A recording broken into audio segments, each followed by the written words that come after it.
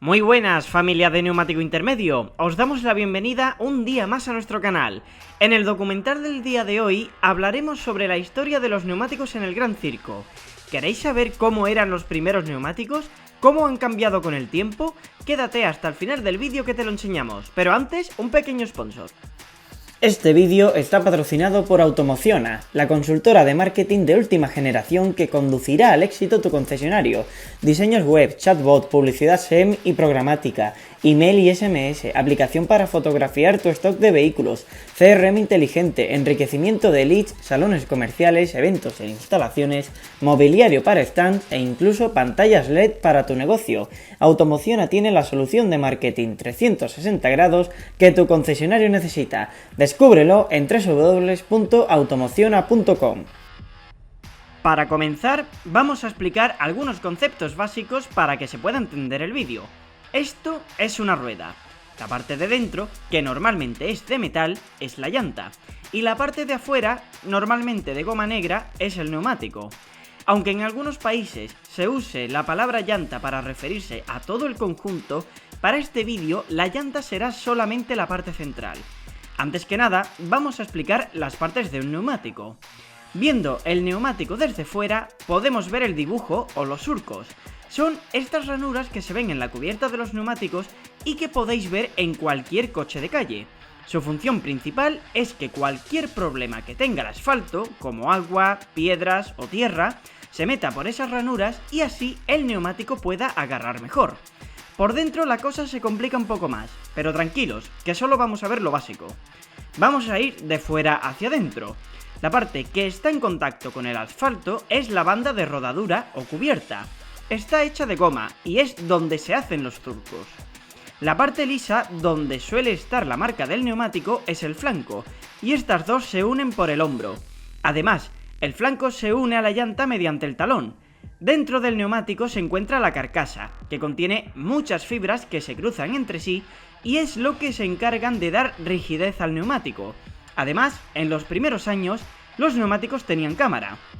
Si alguna vez has cambiado la rueda a una bicicleta, conocerás el globo que tiene dentro en forma de donut. Eso es la cámara. Y ahora sí, como diría Fonseca, vamos con un poco de historia. En sus primeros años, los monoplazas llevaban neumáticos muy simples y relativamente pequeños. Su tamaño, 5,5 por 16 pulgadas, era similar a lo que hoy en día tiene un Ford Focus. Perfil bastante bajo, pero unos neumáticos muy estrechos. Estos neumáticos funcionaban igualmente mal en seco, mojado, solo limpio, solo sucio. Eran neumáticos tan simples como los que usaban los coches de calle.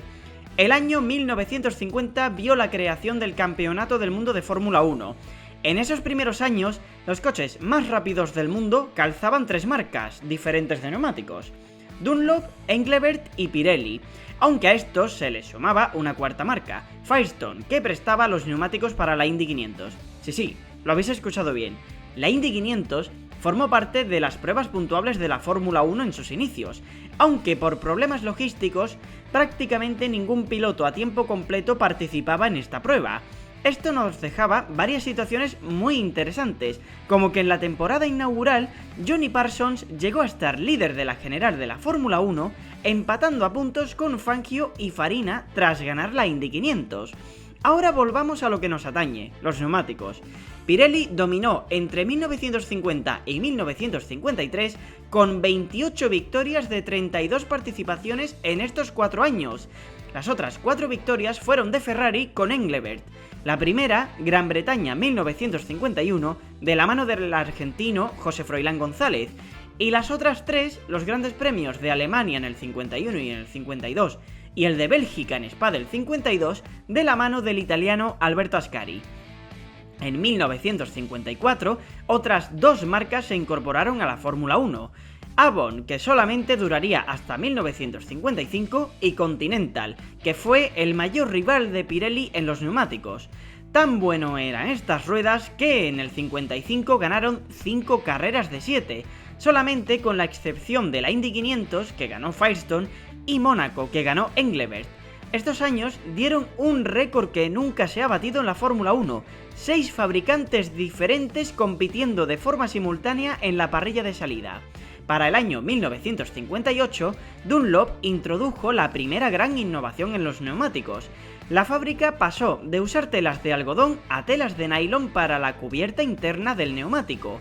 Esto redujo el peso de los neumáticos en un total de 5,5 kg.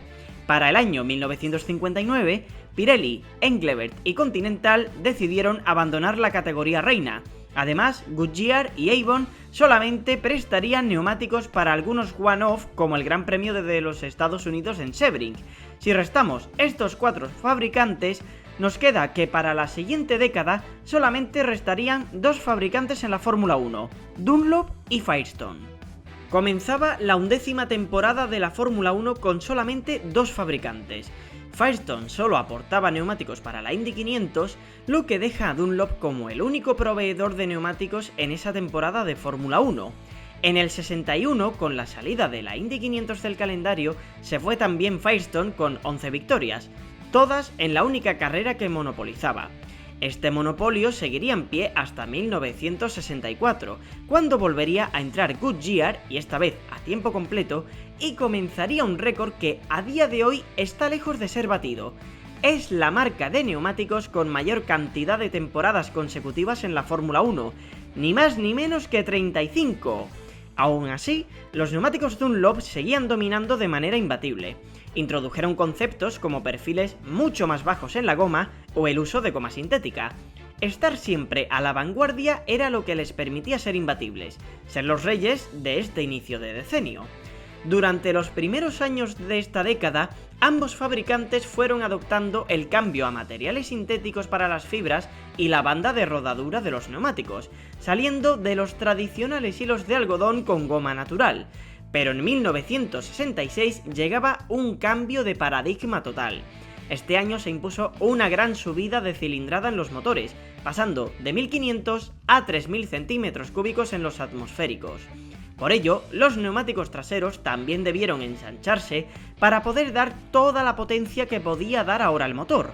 Fue esta normativa la que llamó la atención de Firestone, que entraría por primera vez como fabricante de neumáticos a tiempo completo en la Fórmula 1. Fue en esta época en la que también nacieron los primeros alerones, con intención de generar carga aerodinámica, por lo que los neumáticos y las suspensiones debieron adaptarse para maximizar el agarre en curva. Muchos se preguntarán por qué no introdujeron neumáticos más anchos anteriormente, y hay varias razones. Primero de todo, hasta principios de esta década nadie había experimentado con ensanchar los neumáticos, así que no sabían hasta qué punto esto iba a dar una mejora lo suficientemente grande para el aumento de costes. Además, las suspensiones eran muy blandas y tenían mucho recorrido. Los neumáticos se movían mucho con los baches, y unos neumáticos más anchos no facilitarían tanto este movimiento. En el 67 llegó otra innovación de la mano de Goodyear. Los estadounidenses trajeron por primera vez neumáticos tubeless, sin cámara interna. Esto permitía mantener las temperaturas internas más estables y reducir el riesgo de tener pinchazo espontáneo. Aunque esto era contrario al reglamento, la FIA decidió hacer la vista gorda ante ello para ver si funcionaba. Y vaya que sí funcionó. Pronto, todos los fabricantes copiaron la idea y ya para los años 70, todos los fabricantes se pasaron al tubeless. Al término de la temporada 1970, Dunlop decidió salir de la categoría reina. Esto provocó que existiera una guerra directa entre los dos fabricantes de neumáticos restantes, Firestone y Goodyear. Fue gracias a esta guerra que se introdujo la innovación más relevante en la historia de los neumáticos de competición. En la primera carrera de la temporada 1971, celebrada en Kyalami, Sudáfrica, Goodyear introdujo unos neumáticos semi-slick. Estos son neumáticos rayados, pero de una manera muy superficial, similares a los actuales neumáticos intermedios de Fórmula 1. Firestone, de la mano de Ferrari, decidió reaccionar para la siguiente carrera.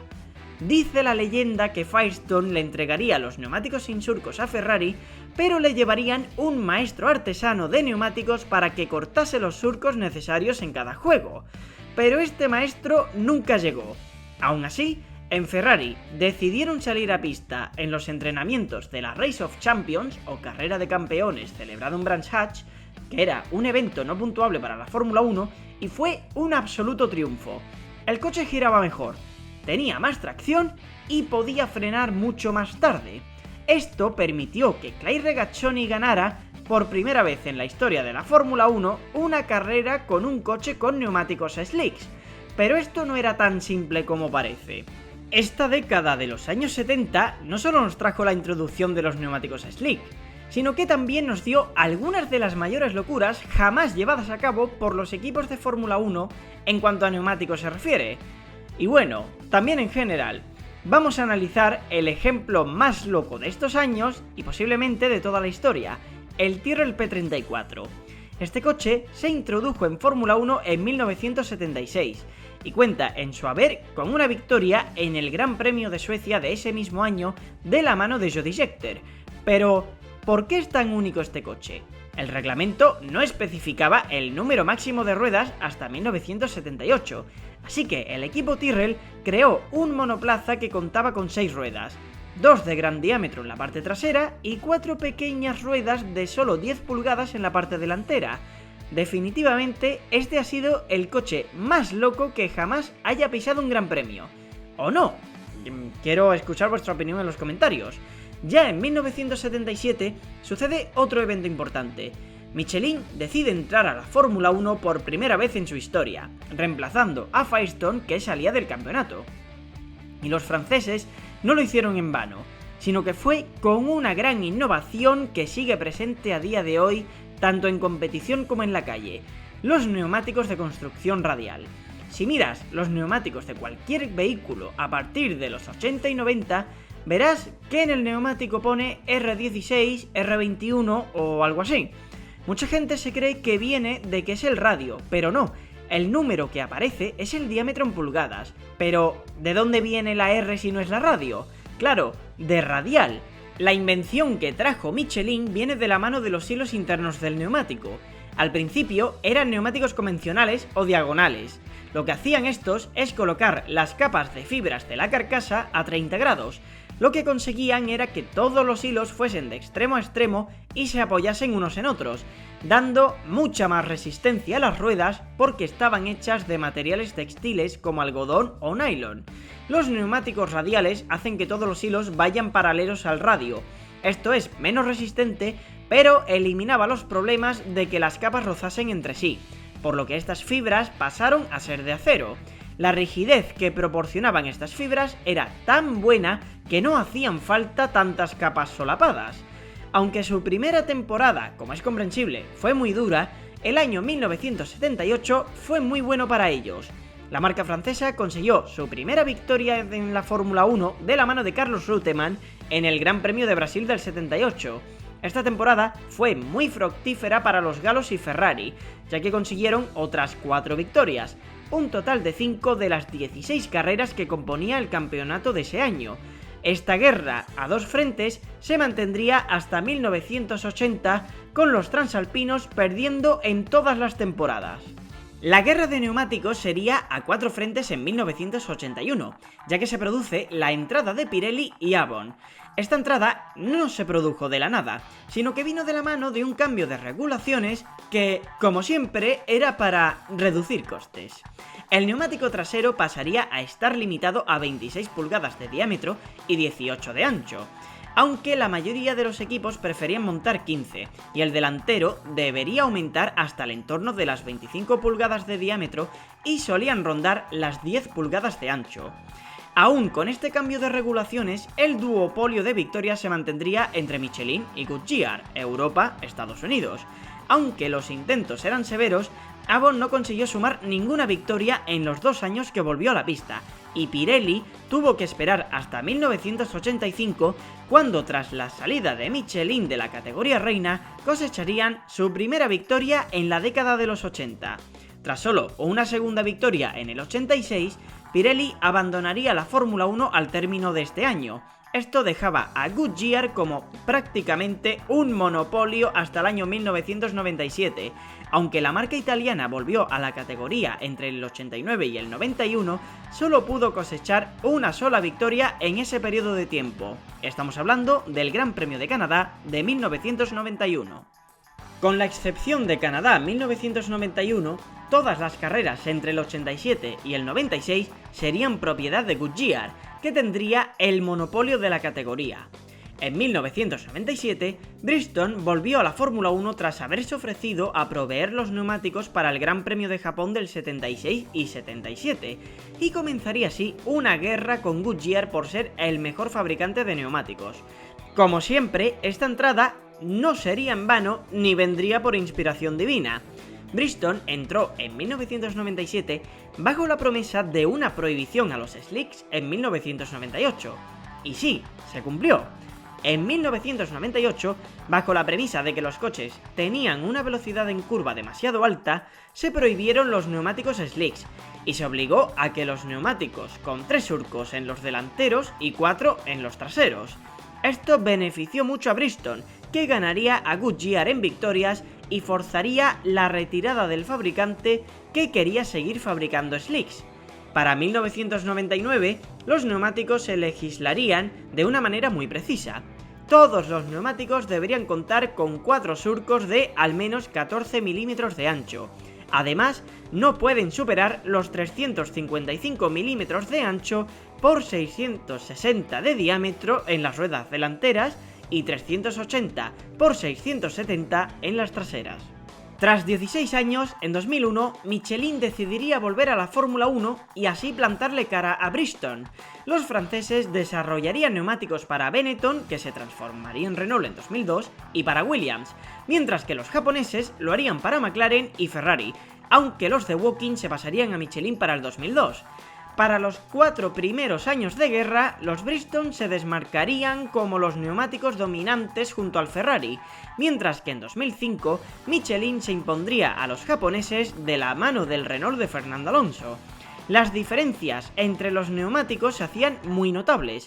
Los Michelin eran mucho más cuadrados, con los codos del neumático muy marcados, mientras que los Bridgestone tenían estos codos mucho más redondeados, por lo que tenían algo menos de superficie de contacto, pero el neumático se deformaba menos, eso sí.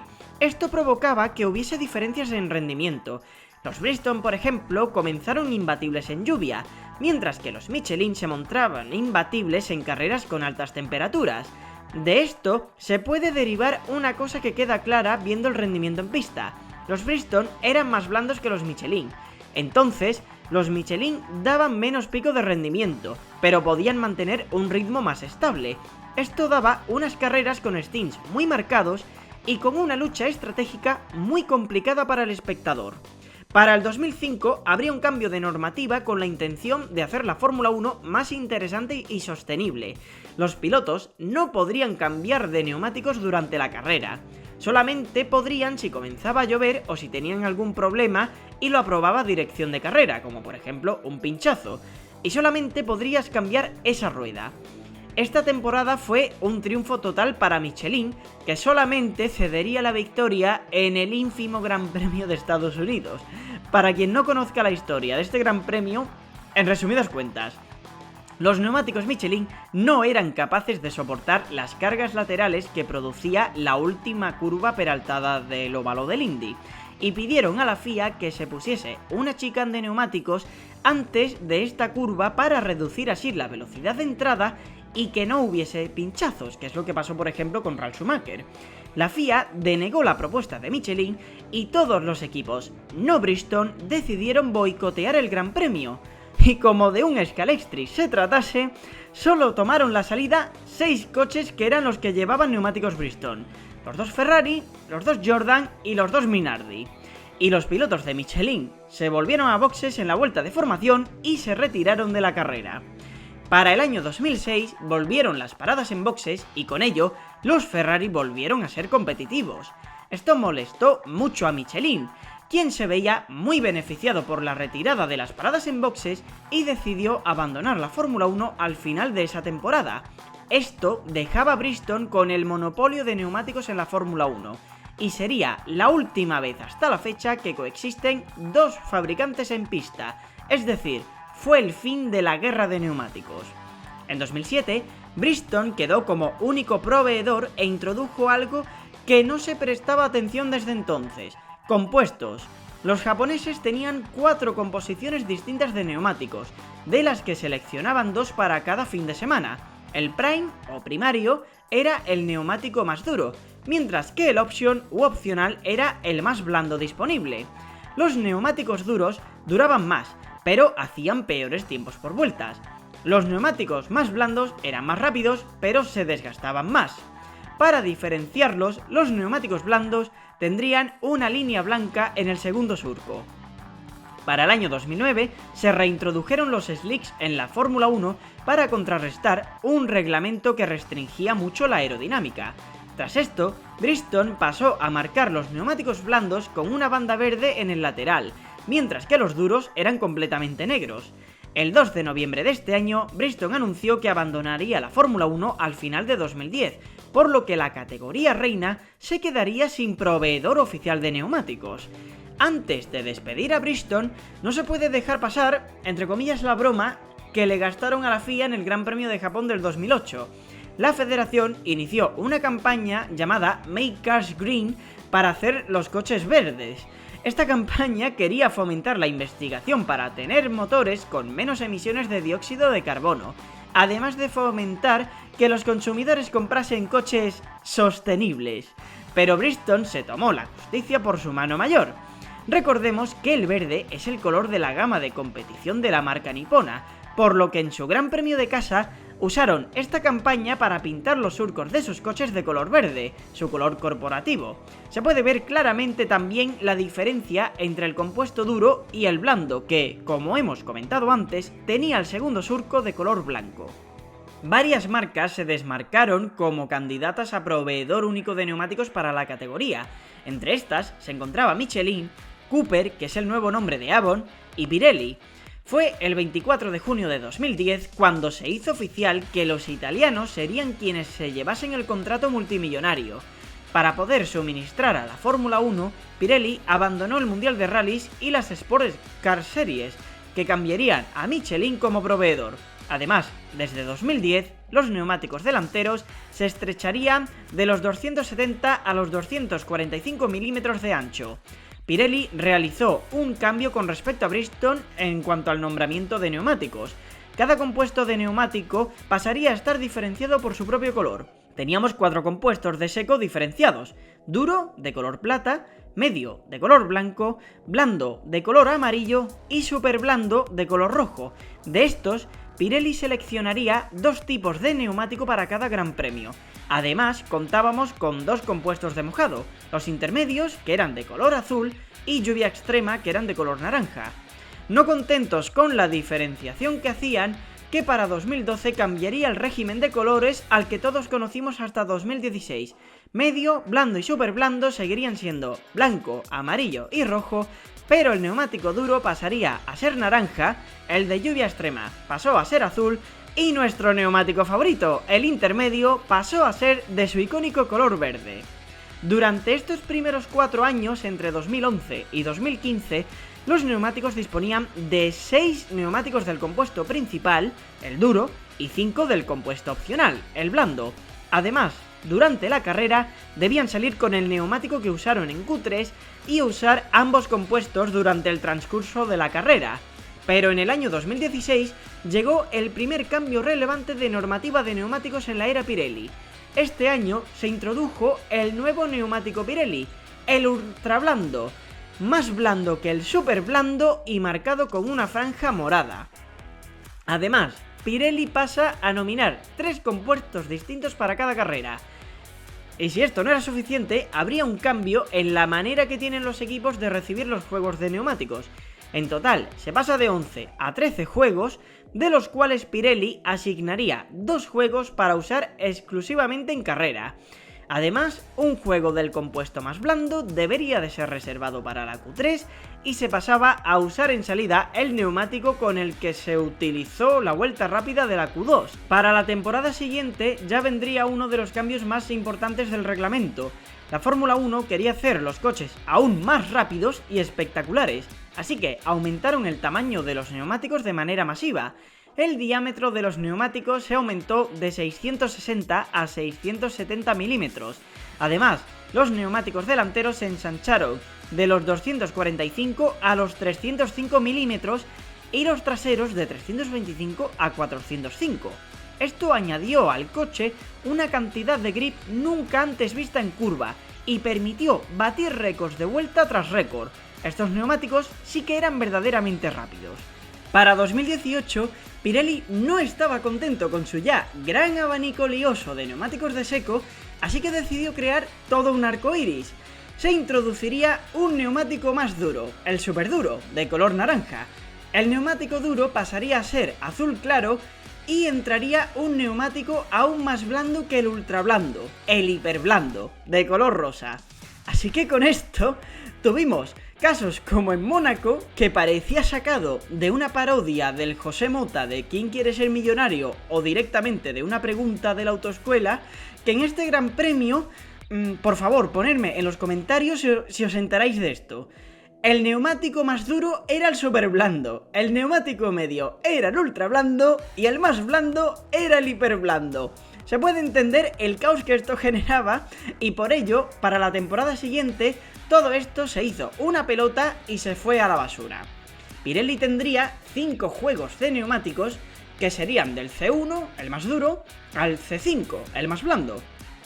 3 compuestos serían nominados para cada carrera, e independientemente del compuesto que sean y del color que llevan, pasarían a denominarse duro, medio y blando, y tendrían los colores blanco, amarillo y rojo en todos los grandes premios. Es decir, en Barcelona teníamos los neumáticos C1, C2 y C3, por lo que el C1 sería el blando, C2 el amarillo y C3 el rojo.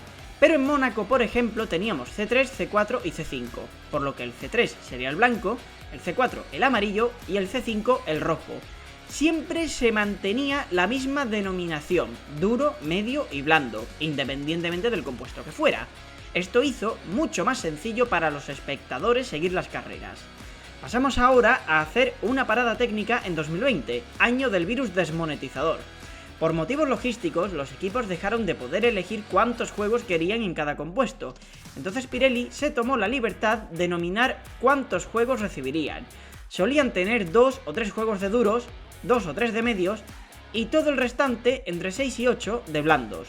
Desde el siguiente año, 2021, los equipos dispondrían siempre de la misma distribución de juegos de neumáticos.